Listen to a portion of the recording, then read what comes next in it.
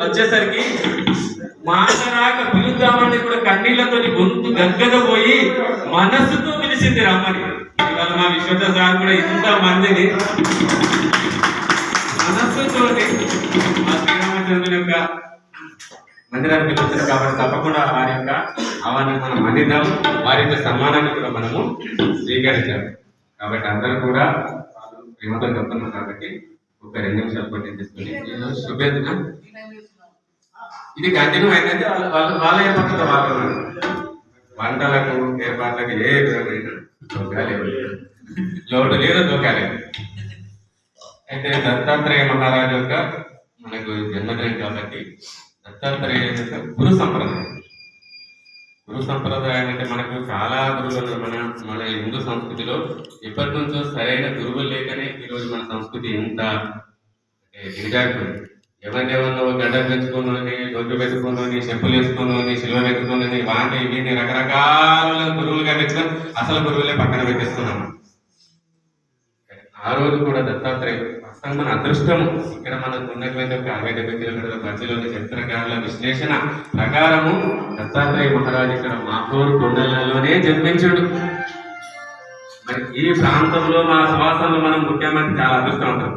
యుగాల నాడు అత్రి మహర్షి అనసూయ మాత పుట్టినటువంటి ఒక సంతానం. సప్త ఋషులలో ఒక ఋషి వశిష్ఠ అత్రి గౌతమ కశ్యప భరద్వాజ జమదగ్ని విశ్వామిత్ర 7 ఋషుల్ని మన సప్త ఋషులు అంటే మన సంస్కృతి. మరి ఇక్కడ అత్రి మహర్షి ఇక్కడనే జీవించాడు మహబల్కొండలో. జమదగ్ని రేణుకామంతుడు వాళ్ళు కూడా ఇక్కడనే జీవించాడు.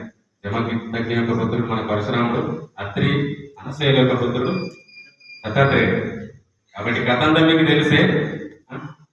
3 పాతివ్రత స్త్రీల దగ్గరికి నారద మహర్షి వెళ్ళి ఇనుప గుగ్గిలు తీసుకెళ్ళి మీరు వండండి అనేసరికి వాళ్ళ పాతివ్రత మహిమతో వాళ్ళు వండలేకపోతారు. వాటిని తీసుకొచ్చి అనసూయ మాత దగ్గరికి ఆమె వండి ఆ యొక్క అత్రి మహర్షి ఆశిస్తుంది నారద మహర్షికి ఇచ్చేసరికి పోయి చెప్తాడు. ఎందుకంటే ఏదో ఒక లోక కళ్యాణం జరగాలి కదా.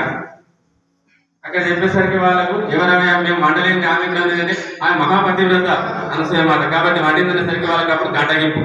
మమ్మల్ని మించినటువంటి ఒక పతివ్రతాలు ఈ ప్రపంచంలో ఉన్నారు తల్లి ఇవన్నీ తింటున్నాడు. ఈ గుడాలతో నువ్వు తినవు, నేను ఇవాళ గిరిగాంలో తినచ్చిన మిగిలి అంటే అక్కడ కూడా దత్తాత్రేయ మందిరం.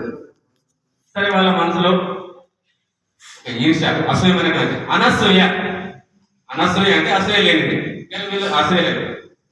3 వాళ్ళ భర్త దగ్గరికి వచ్చింది, మీరు వెళ్ళాల్సిందే, ఆమెను పరీక్షించాల్సిందే అనసూయ మాత్రం తప్పదు. హోమ్ మినిస్టర్ చేసింది కాబట్టి 3 వచ్చేసిండు. అమ్మ మాకు భిక్ష పెట్టు. అత్రి మహర్షి వాళ్ళని ఆహ్వానించిండు, కూర్చోబెట్టాడు. తీరా వడ్డించే సమయానికి నీవు వివస్త్రగా మారి, మరొక కండిషన్, వివస్త్రగా మారి బట్ట లేకుండా మారి మాకు వడ్డించు, మారితేనే వడ్డిస్తేనే తిన్నాను, నువ్వు తినం తెలుసుకున్న దివ్య చూస్తున్నావు. వచ్చిన వారు మీరా? బ్రహ్మ విష్ణు మహేశ్వర. సరే అనుకోండి, మహాభారత కాబట్టి ఏం చేసింది, ఆ యొక్క అత్రి మహర్షి యొక్క పాదపద్మాలకు అయినటువంటి ఒక శుద్ధ జలాన్ని తీసుకొచ్చి ఇలా చల్లింది. అంటే వాళ్ళు బాలకులాగా మారిపోయేసరికి ఆ స్తన్యం పొందుకొచ్చింది. బాలు పొందుకొచ్చేసరికి ఆ పిల్లలకు వాళ్ళిచ్చి పడుకోబెట్టింది. ఇలా కాలం గడుస్తున్నది. భార్య చూస్తున్నారు, అక్కడ భర్తలు వస్తలేదు. ఎటు పోయిండు, ఏమైంది? నారద మహర్షిని పిలిచారు. అయ్యా నువ్వేదో అటు చెప్పినావు, అట్లయితే మరి వాళ్ళు బతకలేదు, ఏదున్నారు? అమ్మా మరి అక్కడనే ఉన్నారు, వీళ్ళు చూడండి మీరైతే. వాళ్ళు వచ్చేసరికి ఇక్కడ ప్రేమతో ఆహ్వానించింది అనసూయ మాత. వాళ్ళకు కూడా పడుకొని ఉన్నారు. చూసేసరికి వీళ్ళకి ఏం అర్థం కాలేదు. నిజంగా మహాపరిధి ఈమె ముందు, ఈ మహాతల్లి ముందు మేము ఎంత అని అనుకున్నారు.